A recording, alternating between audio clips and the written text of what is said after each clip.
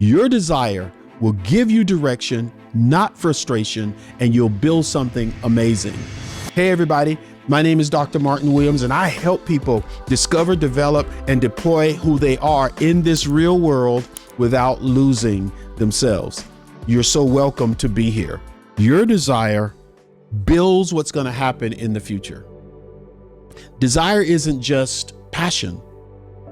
It's really propulsion. It's really the energy that gives the engine the drive to move ahead.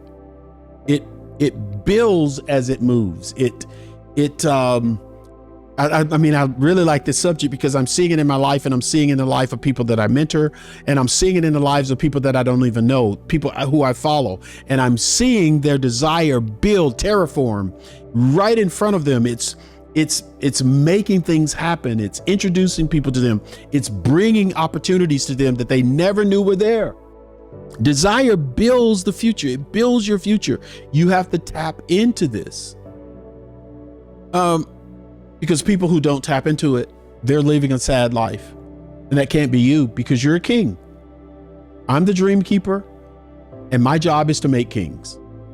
That's my job. That's my job on earth. Martin, anybody who comes to you, anybody who chooses you as a coach, anybody who listens to you, I'm releasing power in you, Martin, to make them kings. Sometimes you can be like a Nehemiah in some cases, where all you see is a broken down wall that are burnt and the stones have been knocked down. It's over. There's no protection for the city. But desire rebuilds them. He was so desirous. He cried in front of the king. The walls are tumbled. The people are not safe. There's no wall around the city. That's how he got to go back and build the walls, because of his desire for people to be safe in the city. The same city that symbolized shame became the symbol of strength, prosperity, and power, because one man desired to fix it.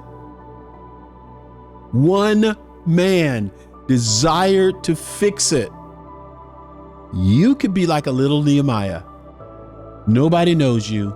You're working, bringing wine to the king. You just have this job that you don't necessarily even like. You're not getting paid a lot of money. You could be in subjugation in some sense. I don't know where you might be listening to this in the world, but none of that matters. None of that matters, and none of that has anything to do with you. Martin, what are you talking about? Listen, Nehemiah was serving the king by bringing him wine and tasting it first to make sure nobody poisoned him. That was his job, earthly job. But inside of him, he saw something different. Inside of him, he saw his country restored.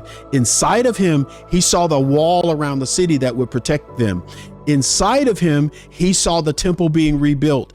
Inside of him, he saw families coming together to do something amazing. Don't pay attention to your job, how much money you have, how much money you don't, or any of that stuff. Pay attention to your desire. That's what's going to set you free. That's going to be the big difference maker. Here's the principle in this that I really don't want you to miss. Desire without direction is frustrating, but desire with discipline is creation on earth. You are a creator as a king. Your desire will give you direction, not frustration, and you'll build something amazing. In a lot of ways, some of you, and let me talk to you for a moment, you have a lot of pain in your life. You have a lot of tears in your life. You're crying a lot. You're weeping for your family, weeping for your health, weeping for your relationships, marriage, kids, job, conditions of the world, where you live, whether it's a monarchy, whether it's a presidency, whether it's, I don't know what country you live in, but it does not matter. It's time for your tears to be turned into blueprints. It's time for you to get up from that ash heap, tap into your desire, and start to live it, start to bring it to pass, start to let it explode in you. That's when life's going to change for you. Your passion needs to become plans. Your tears need to be turned into strategy or putting your hands to something. And before you know it, your plans become progress. Your plans, we say in Mississippi, your plans take you down the road a piece. Because you're not just sitting there crying, woe is me, life is hard and people don't like me, da da da da da. You can do that. Or you could cry like Nehemiah for something that you desire. That's what changes everything, my friend. You're a king. Get up from there. Get up from there and start thinking, start planning, start dreaming, start desiring. He turned his pain into purpose because he let the holy desire lead him. Let your desire. When I say holy, I don't mean pious. I don't mean religious. I'm not a religious guy. People say, hey, oh, you're religious. You talk about the Bible all the time. I use the Bible as a kingdom book, not a religious book. The Bible doesn't bind me. It frees me. It frees me to be who I am. All these books were written because there's something in the Bible that these folks learned and they just put it in terms that you would read. That's it. It's the original book for everything original. What's broken in your world, that bothers you all the time. In your world, what's broken? It bothers you all of the time. My friend, that's not frustration. It's not there to just cause you frustration. It's there maybe to frustrate you or stick you with a needle or a pin or make you uncomfortable like a lobster in a shell that's too small. It's there, but that's your divine signal for not power, but for desire. That's a divine invitation to get yourself involved in something. That's how it works.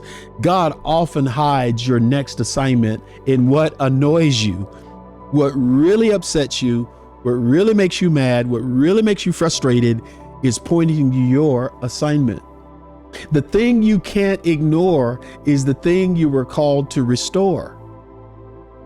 You can't ignore it because you're called to restore it. Desire will give you energy to actually have endurance, to do what you're called to do. People don't quit because they're tired. They quit because they have lost desire. Desire is fuel. It's encouragement. It pushes you ahead. And when your why is clear, your how becomes easy. You'll find a way. God will find a way. Other people will come around you and find a way to do this. That's what's important.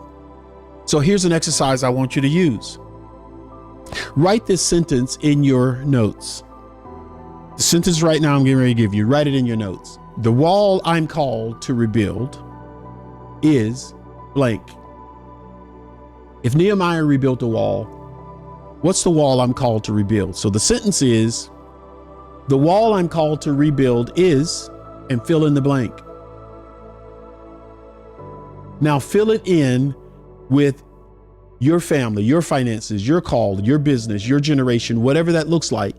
What wall are you called to build? Acknowledge it, accept it for what it is, period, point blank. Okay? Why? Because whatever this wall is that you're supposed to rebuild, that's your desire asking you to get involved now. Your desire is saying, if you're supposed to rebuild family, if you're supposed to rebuild people's bodies, if you're supposed to do whatever, it's like you got to get involved in that now. Write it down, because desire without direction dies, and it dies because it's been delayed. The key thing I want you to know is that desire is the fire that fuels your dominion. But when that fire burns without wisdom, it can consume you and your crown. Absolutely true. So what is the one desire that God has asked you to surrender your life to? The one desire he's asking you to surrender your life to so that he can sanctify it. He wants to help. He wants to be a part of what you're called to do. My friend, you got to ask yourself the question, what could God build through you if he could trust you and your desires? Subscribe to this channel and go ahead and watch the next video.